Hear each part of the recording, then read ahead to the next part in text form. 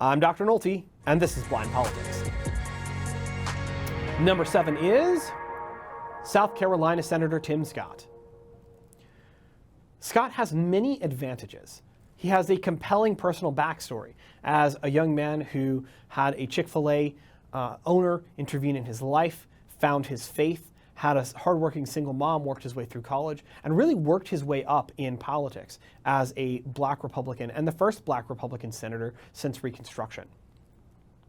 More than that, there are a number of different ways that black conservatives have been involved in politics and a number of different profiles.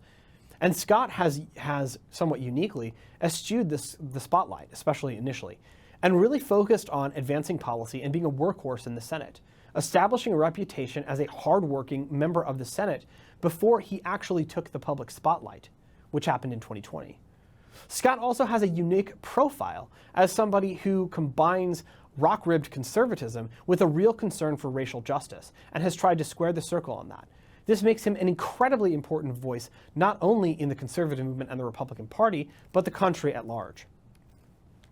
In short, Tim Scott has the best chance of any of the senators who might run for president of actually being the nominee.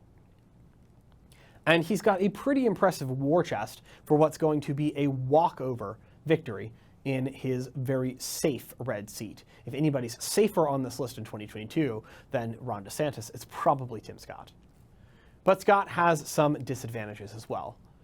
Like Youngkin, he runs the risk of being everyone's second choice. He's liked by all of the factions of the party, but I don't know that he's particularly beloved by any of them.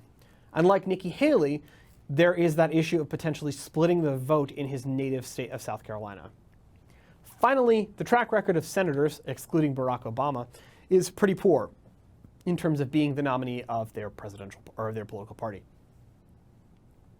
There's a huge gap between John F. Kennedy and Barack Obama, in which no one whose highest office held was senator was the nominee of either party.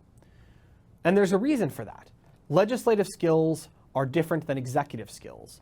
And that's why governors, businessmen, or people who've at least been vice president, so they kind of know how the ropes work, tend to be a little bit more likely to be presidential nominees than senators.